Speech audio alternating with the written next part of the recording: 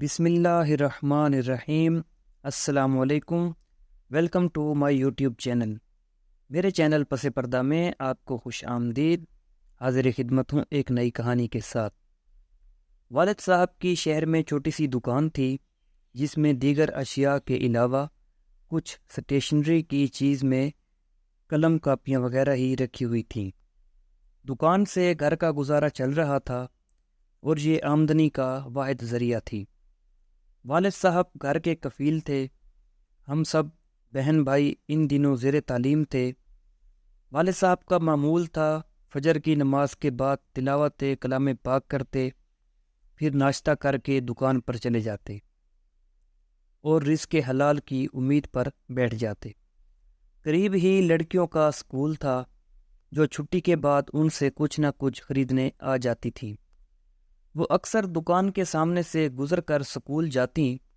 ایک روز ابا جان نے دیکھا کہ ایک لڑکی پریشان سی تیز تیز قدم اٹھاتی جا رہی ہے اور اس کے پیچھے دو آوارہ قسم کے لڑکے تعاقب کرتے اور آوازیں کستے چلے آ رہے ہیں۔ والد صاحب سے رہا نہ گیا، وہ دکان سے باہر آئے اور لڑکوں کو روک کر برا بھلا کہنے لگے۔ اس پر ایک گستاخ لڑکا بولا، بزرگوں اپنی راہ لو، یہ آپ کی بچی تو نہیں ہے، پھر کیوں بے حال ہو رہے ہو؟ یہ سن کر ان کو غیرت آئی اور جوتا اتار کر اس کو مارنے کو لپکے۔ تبھی سامنے والی دکان سے کچھ لوگ آ گئے۔ انہوں نے والد صاحب کو پکڑ لیا اور بولے، بٹ صاحب چھوڑیے، ان بدماشوں کے منہ مت لگیے۔ بیچ بچاؤ میں وہ دونوں بدماش بھاگ گئے اور ابو غصے پر بمشکل قابو پا کے دکان پر آ بیٹھے۔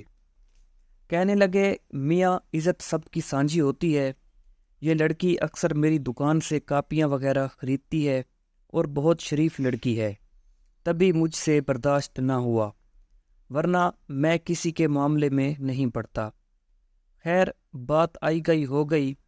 ہفتہ گزرا تھا کہ وہ دونوں آوارہ لڑکے اپنے دو اور بدماش ساتھیوں کے ہمراہ آ گئے اور دکان میں گھس کر والد صاحب پر حملہ کر دیا۔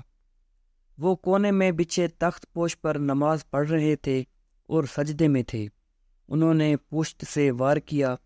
چاقو کافی تیز اور بڑے پھل والا تھا، ان کے دل تک پہنچ گیا اور وہ پل بھر میں خالق حقیقی سے جا ملے۔ دوسروں کے لیے یہ بھلا دینے والا واقعہ ہوگا، لیکن ہمارے لیے تو سانحہ جان کا تھا۔ اس واقعے نے ہماری بنیادیں ہلا دی۔ جس گھر کا واحد کفیل چل بسے اور بچے طالب علم ہوں، اس گھرانے کے بعد میں کیا حالت ہوگی؟ بھائی ان دنوں ایف اے میں پڑھ رہا تھا اور میں گریجویشن مکمل کر چکی تھی۔ تعلیم اور ملازمت حاصل کرنا گویا جوئے شیر لانے کے مترادف تھا۔ نوکری کی تلاش میں سرگرداں تھی تاکہ گھر سنبھال سکوں۔ بہت بھاگی دوڑی مگر ملازمت نہ ملی۔ محلے میں جگہ جگہ پرائیویٹ سکول کھلے ہوئے تھے مگر تنخواہ اتنی کم کہ سکول آنے جانے کا خرچہ بھی پورا نہ ہوتا۔ تلاش بسیار کے باوجود ملازمت نہ ملی تو گھر بیٹھی بے بسی اور سکول کے بچوں کو ٹیوشن پڑھانے لگی۔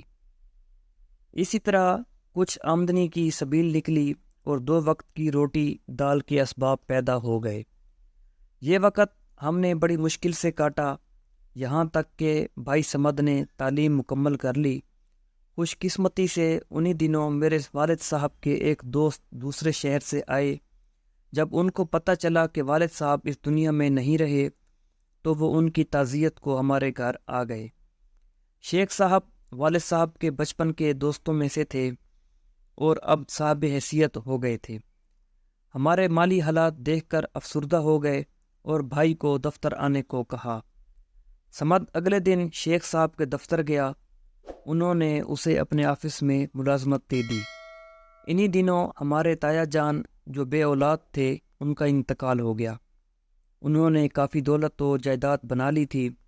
ان کی وصیت کے مطابق ان کی جائیداد سے کافی حصہ ہم کو مل گیا۔ یوں اچانک ہمارے حالات سدھر گئے۔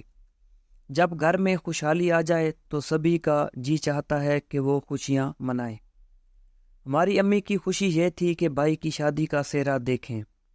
ادھر ہم سمد کی شادی کے بارے میں سوچ رہے تھے، ادھر وہ اپنی پسند کے خیالوں میں کھوئے ہوئے تھے، مگر بتانے سے ڈرتے تھے کیونکہ ہمارے گھر کا ماحول ایسا نہ تھا۔ میں اپنے بھائی سے پیار کرتی تھی اور اس کی خوشی مجھ کو عزیز تھی۔ ایک دن سمد سے پوچھ ہی لیا کہ اگر تمہیں کوئی لڑکی پسند ہے تو بتا دو، میں امی کو راضی کر لوں گی۔ تب اس نے بتایا کہ آپا، ایک لڑکی جس کا نام ماہم ہے میرے ساتھ آفس میں کام کرتی ہے، وہ مجھے اچھی لگتی ہے اور اس سے شادی کرنا چاہتا ہوں، لیکن لڑکی سے بات نہیں کی ہے۔ یوں تو بات چیت ہم کرتے ہیں مگر شادی کے بارے میں بات کرنے کی ہمت نہیں پڑتی، نہیں معلوم وہ رشتہ قبول کرے گی بھی یا نہیں۔ میں نے کہا آسان طریقہ یہ ہے کہ ہم شیخ صاحب کو درمیان میں ڈال دیں، وہ باس ہیں اور ہمارے مالی حالات بھی اب بہت بہتر ہیں۔ میرا نہیں خیال کہ لڑکی والے انکار کریں گے، البتہ لڑکی کا رشتہ اگر پہلے سے کہیں طے ہے تو کچھ مسئلہ ہو سکتا ہے۔ میں نے امی سے اور انہوں نے شیخ صاحب سے ذکر کیا، وہ بولے لڑکی اچھی ہے اور اس کے والد سے میری پرانی جان پہچان ہے، آپ میرے ساتھ چلیے، لڑکی دیکھ لیجئے اور پھر بات چلاتے ہیں، امید ہے کہ رشتہ مل جائے گا۔ شیخ صاحب نے مجھے اور امی کو ماہم سے ملوایا، وہ بہت اخلاق سے ملی اور ہم کو پہلی ملاقات میں پسند آ گئی۔ ہم اس سے شیخ صاحب کے آفس میں ملے تھے، بعد میں انہوں نے ماہم کے والد سے بات کی تو انہوں نے اپنے گھر آنے کی دعوت دے دی۔ لڑکی کے والدین اور ماہم کا گھرانہ ہم کو پسند آیا۔ امی نے رشتے کا معاملہ شیخ صاحب پر چھوڑ دیا، انہوں نے ہی لڑکی والوں سے مزید بات چیت کی اور ہاں ہو گئی۔ اس کے بعد ماہم نے دفتر آنا بند کر دیا اور گھر بیٹھ گئی۔ ان لوگوں کے گھر کا ماحول ہمارے گھر کی طرح خالصتاً مشرقی تھا۔ وہ دن بھی آ گیا جب ماہم دلہن بن کر ہمارے گھر آ گئی۔ سمد بھائی تمہارے خوشی کے زمین پر پاؤں نہیں دھرتے تھے، ان کے خواب کی تعبیر ان کو مل گئی تھی، لیکن ماہم کے خوابوں کے بارے میں کوئی نہیں جانتا تھا۔ شادی کا دن تمام ہوا، رخصتی کے بعد ہم سب تھکے ہارے رات کو جہاں جس کو جگہ ملی پڑھ کر سو رہے۔ شادی کا گھر تھا، دور کے مہمان بھی واپس نہیں جا سکتے تھے۔ ہم نے بھیا کا کمرہ دلہن کی طرح سجا دیا تھا۔ شادی کی رات سمد بھائی اجلائے عروسی میں گئے اور اپنے ہاتھوں سے دلہن کا گھونگھٹ اٹھایا۔ دلہن نے اس کے ہاتھ ہٹا دیے اور ایسے دیکھا جیسے وہ اس سارے تکلف سے بیزار تھک کر چور ہوئی بیٹھی ہو۔ تبھی اس نے کہا، آپ بے شک مجھے شریک حیات قبول کر چکے ہوں، لیکن میں آپ کو قبول نہیں کرتی، میں کسی مجبوری کی وجہ سے یہاں بیٹھی ہوں۔ یہ الفاظ نہیں انگارے تھے جو میرے بھیا کے پرشوق دل پر برس گئے۔ صدا بھی سوچ رہا تھا کہ کیا جواب دے۔ ماہم نے مزید گل فشانی کی، میں آپ سے نفرت نہیں کرتی، لیکن محبت کرنا بھی میرے بس کی بات نہیں، یہ میرے دل کی مجبوری ہے۔ بھائی کو اپنی دلہن سے ایسی امید نہ تھی، ماہم کو دفتر میں پرکھ چکے تھے، وہ غلط قسم کی لڑکی ہرگز نہ تھی، ہمیشہ لیے دینے رہنے والی، اپنے کام سے کام رکھنے والی اور ٹھیک ٹائم سے گھر پہنچ جانے والی کسی طرح غلط قسم کی ہو سکتی تھی۔ اس نے پھر ایسا کیوں کیا تھا؟ وہ بھی شادی کی پہلی رات۔ ایسی بات کرنے کو تو بڑا حوصلہ چاہیے تھا، اور دیکھنے میں ماہم میں اتنا حوصلہ نہ تھا۔ ماں باپ سے بغاوت کرتی، خاوند سے بغاوت تو اور بھی دقت طلب مرحلہ تھا۔ تم اگر مجھ سے شادی نہ کرنا چاہتی تھیں تو ماں باپ سے کیوں نہ انکار کر دیا؟ نکاح کے وقت کیوں قبول کر لیا؟ ماں باپ سے سخت احتجاج کیا تھا اور نکاح کے وقت بھی قبول نہیں کیا تھا۔ میری جگہ میری بہن کو بٹھا دیا اور اس نے قبول کیا۔ نام لیا گیا تو میں کمر بند کر کے بیٹھ رہی تھی، تو تمہارے دستخط بھی کسی اور نے کیے ہوں گے؟ بھائی نے پوچھا۔ نہیں، ایسا نہیں ہوا ہے، دستخط تو والد صاحب نے ڈانٹ ڈپٹ کر کروا لیے تھے۔ آخر تمہارے والدین نے ایسا کیوں کیا؟ اس لیے کہ وہ اپنی عزت بچانا چاہتے تھے۔ اور تم کو ان کی عزت کا خیال نہ تھا؟ خیال تھا تبھی تو یہاں بیٹھی ہوں۔ آخر ایسے حالات پیدا کرنے کی وجہ کیا تھی؟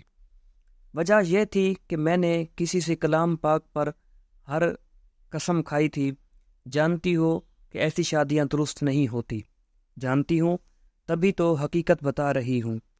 نئی نویلی دلہن کی باتیں سن کر سمد سوچ میں پڑ گیا۔ یہ کیسا انوکھا مذاق تھا۔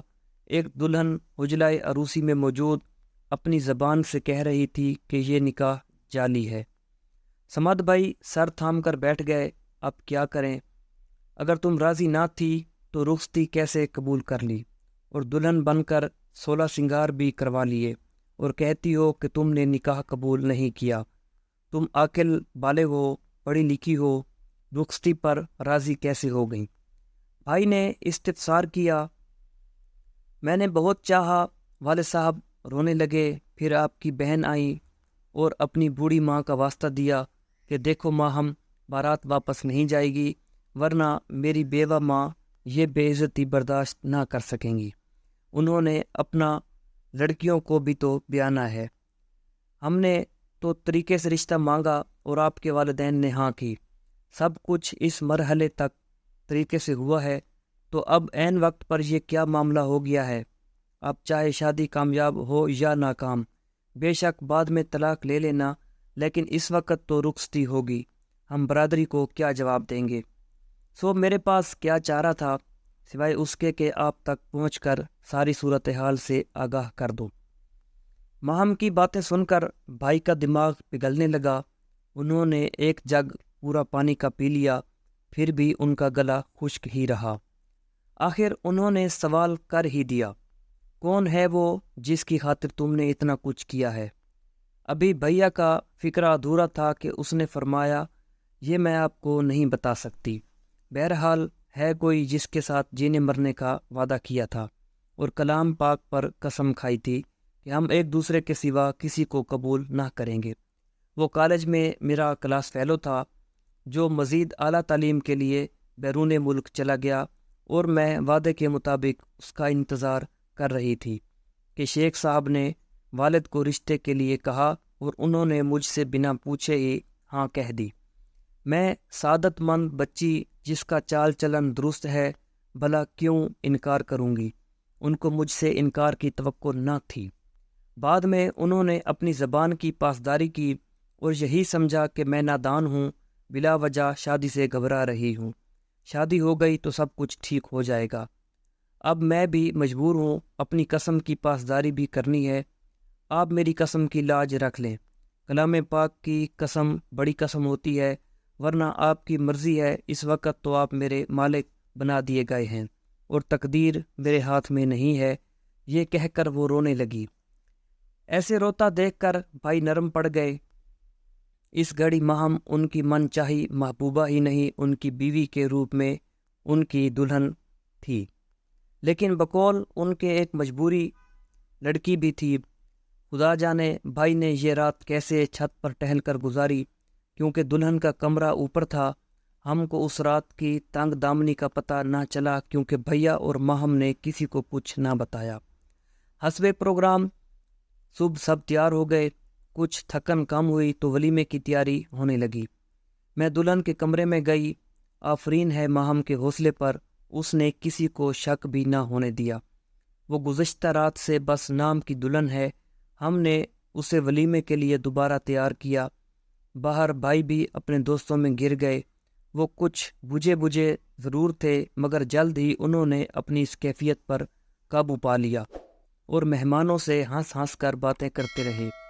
ولیمے کا ہنگامہ ختم ہوا تو سنجیدہ سوال سے میرے بھائی کا دامن تھام لیا کہ اب کیا قدم اٹھایا جائے۔ ماہم سے انہوں نے پوچھا، اب تم ہی بتا دو کیا فیصلہ کرنا ہے۔ کہو تو ابھی طلاق دے دوں، مگر اپنے اور تمہارے والدین کو اس اقدام سے آگاہ کرنا ہوگا۔ اس پر وہ خاموش ہو گئی، کچھ سوچتی رہی، پھر بولی، آپ چند دن بطور مہمان مجھے اپنے گھر میں رکھ لیں، کیونکہ والدین فوری طور پر مجھے قبول نہیں کریں گے۔ کہیں اور جا کر میں غیر محفوظ ہو جاؤں گی۔ دارالامان بھی جانا نہیں چاہتی، تو تم یہاں رہ کر اپنے چاہنے والے سے رابطہ کرو گی۔ بھائی نے پوچھا تو وہ کہنے لگی، میں کوئی بات آپ سے چھپا کر نہ کروں گی، میرا اعتبار کیجیے، میں آپ سے جھوٹ بھی نہیں بولوں گی۔ تم آزادی چاہتی ہو تو آزاد ہو جاؤ، تم مجھے اپنا شوہر نہیں مانتی ہو تو پھر میرے گھر میں پڑے رہنے کا کیا جواز ہے؟ آخر کب تک میں اس اذیت بھری آزمائش سے گزرتا رہوں گا؟ وہ التجائیں کرنے لگی کہ بس تھوڑے دن مجھے رہنے دیں، مجھے پناہ دے دیں۔ تب بھائی سمد نے انکل شیخ کی نوکری چھوڑ دی اور ایک دوست کے پاس کراچی چلے گئے۔ وہاں انہوں نے دوسری ملازمت اختیار کر لی اور ماہم ہمارے گھر میں ہی رہتی رہی۔ وہ ہمارے ساتھ رہتی رہی، ایک بار بھی میکے نہ گئی۔ سمد بھائی پر ہم کو حیرت ضرور ہوتی تھی کہ نئی نویلی دلہن کو چھوڑ کر گئے تو واپس نہیں لوٹے۔ فون کرتے تو کہتے مجھے چھٹی نہیں مل رہی، نوکری نہیں ہے، درخواست دی ہے، آج کل میں چھٹی مل جائے گی۔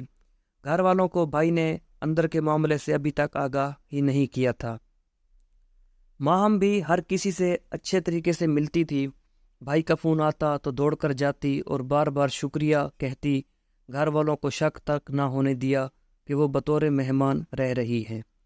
بہرحال وہ جس کا انتظار کر رہی تھی ان کی شادی کے 4 ماہ بعد آ گیا اور 4 ماہ تک بھائی گھر نہ لوٹے اور نہ ماہم میکے گئی۔ وہ لمحہ آ گیا جس کا ماہم کو انتظار تھا۔ ایک دن اس کی ایک سہیلی آئی جس نے کچھ دیر تنہائی میں اس سے بات کی اور پھر وہ چلی گئی۔ اس کا نام فرح تھا۔ اسی کے کزن نوشیروان سے ساتھ نبھانے کی ماہم نے اتنی بڑی قسم کھائی تھی، اب اس کو توڑنے سے لرز جاتی تھی۔ وہ کینیڈا سے آیا تھا، فرح یہی بتانے آئی تھی اور نوشیروان کا نمبر دے کر گئی تھی۔ ماہم نے فون پر اس سے رابطہ کیا۔ جس وقت وہ بات کر رہی تھی میں برآمدے میں فرش صاف کر رہی تھی۔ ماہم سمجھی ملازمہ ہے، بہرحال جو بھی سمجھی اس نے میرا کوئی نوٹس نہیں لیا۔ وہ فون پر کہہ رہی تھی، نوشیروان تم نے آنے میں سال بھر دیر کی، میرے والدین نے مجبور کر کے مجھے سمد کے ساتھ بیاہ دیا، میں نے ان کا بہت دل دکھایا ہے، میں مجبور تھی سچ بولنے پر، اب تم آ گئے ہو، جلد بتاؤ مجھے کیا کرنا ہے۔ وہ مجھے طلاق دینے پر تیار ہے، میں نے ان کو روکا ہوا ہے، لیکن ہم ابھی تک میاں بیوی نہیں بنے۔ یہ سن کر میں سکتے میں آ گئی، میرے ہاتھ رک گئے، جلدی سے اٹھ کر دوسرے کمرے میں گئی جہاں فون تھا۔ میں نے دوسرے سیٹ سے ریسیور آہستہ سے اٹھایا، اس میں ایک مردانہ آواز سنائی دی، تم نے اپنے شوہر کو ٹھکرا کر اچھا نہیں کیا، اب بھی اگر وہ تم کو معاف کر دے تو تم طلاق مت لو، کیونکہ بیرون ملک مستقل رہائش حاصل کرنے کے چکر میں کچھ ایسے حالات میں گر گیا ہوں کہ تم سے شادی نہیں کر سکتا۔ اب تمہاری شادی ہو چکی ہے، لہذا مجھ پر بھی قسم توڑنے کا گناہ نہیں ہے، ہم دونوں کفارہ ادا کر سکتے ہیں۔ تم قسم نہیں توڑنا چاہتی تھی، لیکن طلاق لینا بھی ناپسندیدہ امر ہے، اللہ تعالی ہم دونوں کو معاف کرے، دکھی نہ ہونا، میں تم کو تمہاری بھلائی کے لیے سمجھا رہا ہوں، میں تمہارا دشمن نہیں ہوں، اور جیسا کہ فرح نے مجھے آ کر بتایا ہے تم بہترین لوگوں میں رہ رہی ہو اور تمہارا شوہر بھی اعلیٰ ظرف انسان ہے، ورنہ ایسی باتیں جان کر کون ایک دن بھی پیاتا کو پناہ دیتا ہے؟ کوئی اور ہوتا تو گھر میں پناہ دینے کی بجائے اسی وقت چلتا کرتا۔ تو کیا تم اس آزمائش سے بھی نہیں سمجھی ہو کہ اللہ تعالیٰ نے تمہارے لیے کتنے بہترین شخص کو چنا ہے جس کو تم چھوڑ کر غلطی کر رہی ہو، جبکہ تم کو معلوم بھی نہیں کہ وہاں میں کیسے حالات میں پھنس گیا ہوں۔ بس سوچ لو کہ جوڑے اللہ تعالیٰ بناتا ہے اور اس میں کچھ مصلحتیں ہوتی ہیں، تم حالات سے سمجھوتا کر لو، کینیڈا مجھے جلد واپس جانا ہے۔ ماہم نے فون رکھ دیا اور رونے لگی، وہ گھٹنوں میں سر دے کر زمین پر بیٹھ گئی تھی۔ اس کو روتا پا کر میرا دل بھر آیا، بے شک وہ مجبور اور سچی تھی مگر شادی شدہ تھی۔ میں اس کے پاس گئی، اسے سمجھانے لگی، ماہم رو مت، دیکھو کچھ اچھی صورت نکل آئے گی، تمہاری نیت اچھی ہوگی تو ثمر بھی اچھا ملے گا، اللہ تعالیٰ رحم کرنے والے ہیں۔ جتنے دن سے وہ ہمارے گھر میں تھی بہت تمیز اور اخلاق سے رہ رہی تھی، امی کا ادب کرتی تھی اور ہمارے گھر میں پیار سے رہتی تھی، ہم کو بھی اس کے ساتھ انسیت ہو گئی تھی۔ 4 ماہ میں اس نے اس گھر کے در و دیوار کو اپنے لیے ایک محفوظ پناہ گاہ تصور کر لیا تھا، اور یہ حقیقت بھی تھی کہ اس گھر کی 4 دیواری میں اس کے لیے تحفظ اور عزت بھرا مقام موجود تھا۔ وہ اس گھر کی بہو تھی، لیکن اب اس کی حالت بری تھی، یہ آخری ٹھکانہ بھی عارضی تھا، والدین نے تو رخصت کرتے وقت کہہ دیا تھا کہ اب خاوند کے گھر کے علاوہ تمہارا کوئی گھر نہیں ہے۔ میں نے اس کو تسلی دی اور بتا دیا کہ میں نے تمہاری اور نوشیروان کی گفتگو سن لی ہے۔ اس کے بعد ماہم نے بھی مجھے سارا حال بتا دیا جو اب تک ہم سے چھپا ہوا تھا۔ امی نے صمد بھائی کو فون کر کے فوراً آنے کو کہا۔ معاملہ کھل چکا تھا۔ آفرین ہے میرے بھائی کے حوصلے کی، انہوں نے بھی پھر بھی ماہم کو اختیار بخش دیا۔ چاہو تو طلاق لے لو، نہیں چاہتی تو یہ تمہارا گھر ہے، عمر بھر یہاں رہ سکتی ہو، بشرطے کہ کبھی مجھ سے جھوٹ مت بولنا اور دل سے مجھے اپنا شوہر تسلیم کرنا ہوگا۔ اگر قبول کے الفاظ نہیں کہے تو دوبارہ کہے جا سکتے ہیں۔ دونوں باتیں ماہم بھابھی نے قبول کر لیں اور بھائی نے اس مجبور کو پھر اپنے گھر سے نہیں نکالا۔ آج بھی وہ ہماری بھابھی ہے، ان کو ہم سے ویسا ہی پیار ہے جیسا ہم کو ان سے ہے، کیونکہ ان میں وہ ساری خوبیاں ہیں جو اچھی خواتین میں ہوتی ہیں۔ شکر ہے خدا نے ہم کو ان ظالموں میں شامل ہونے سے بچا لیا اور ہم ایسے لوگوں میں سے نہیں تھے جو سچ بولنے کی سزا بھابھی کو دے کر عمر بھر کے لیے ان کو برباد ہونے دیتے۔ دوستو، امید کرتا ہوں کہ آپ کو یہ کہانی اچھی لگی ہوگی۔ اس طرح کی مزید انفارمیٹیو اور انٹرسٹنگ کہانیاں سننے کے لیے میرے چینل کو سبسکرائب کریں۔ ملتے ہیں انشاءاللہ نیکسٹ ویڈیو میں۔ اللہ حافظ۔